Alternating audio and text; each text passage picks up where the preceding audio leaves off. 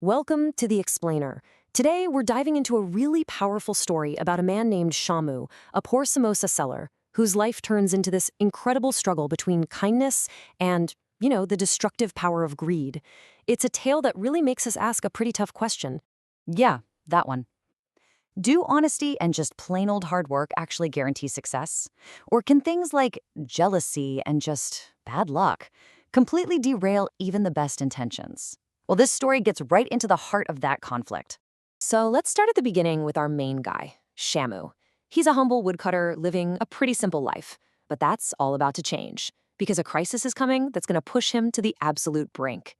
It all kicks off with a storm that leaves his mother really sick. Shamu's desperate, so he does what he has to do. He goes to the village moneylender for a loan. But, and this is a big but, this is no act of charity. The loan comes with this crippling interest. And right there, a trap is set that's going to be almost impossible to escape. And just listen to how cold and transactional this is. There's zero compassion here. The moneylender, Gopal Das, just lays out the terms, plain and simple. With that one condition, Shamu is already trapped before he's even had a chance to get back on his feet. So, with all this pressure building, Shamu's mother comes up with an idea. It's a pivot, really. A whole new venture that represents their one and only glimmer of hope against this rising tide of debt and poverty. Using the last little bit of that borrowed money, they switch gears. Selling wood is tough in the rainy season, so they decide to make and sell fresh, hot samosas. I mean, on paper, it's a fantastic idea. Who doesn't want a hot snack when it's raining?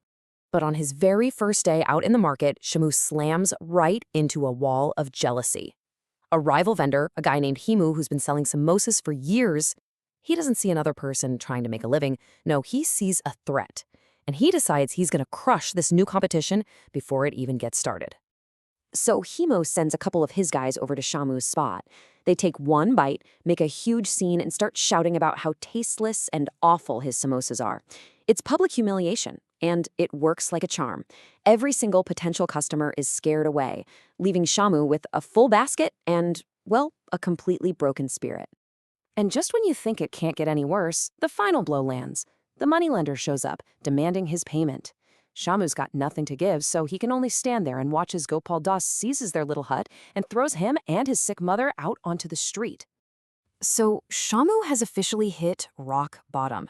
He's homeless, his business is a total failure, he's deep in debt, and it's right here, at his absolute lowest point, that he faces this profound moral test, one that's going to define everything that happens next. First, check this out. We see the rival, Himu, and a frail, hungry old man comes up to him, just asking for a bite to eat. Himu's reaction?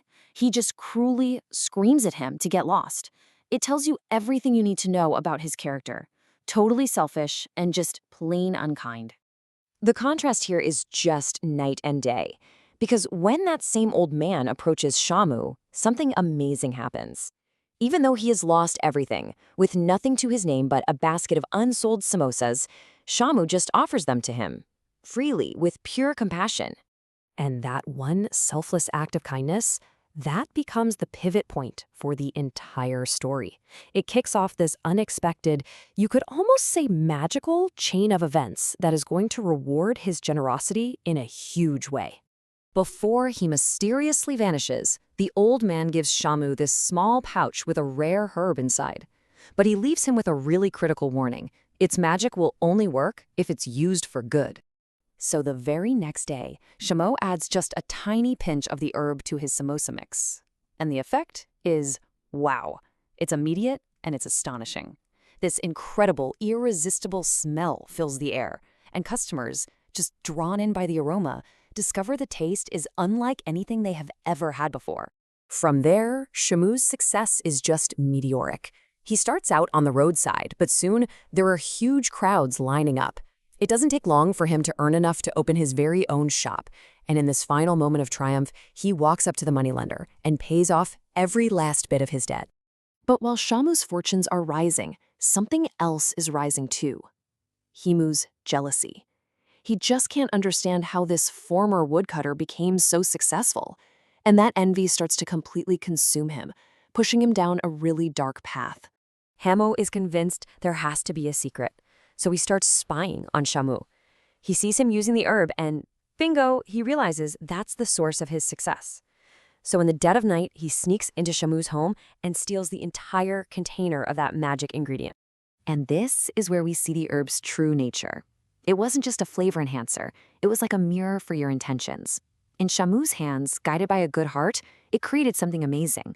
But in Hemu's hands, totally tainted by greed and malice, it creates the exact opposite, something bitter, foul, and just disgusting. The next day, customers take one bite of Hemu's samosas and literally spit them out. He is so enraged and confused that he throws a massive fit, and in the chaos, he accidentally knocks over his huge pan of hot oil. His entire cart just goes up in flames, burning to a pile of ash right in front of his eyes. Having lost absolutely everything, a totally broken and humbled Hemu goes to Shamu and confesses. It's in that moment of complete failure that he finally gets it.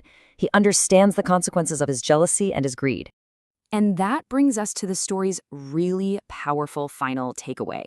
You see, the magic was never actually in the herb itself. It was in the intent behind the action. The story is telling us that a life built on greed will always, always collapse. But a life built on hard work and integrity, well, that can withstand any storm. It's a timeless lesson, and it kind of makes you ask yourself, what am I building my life with?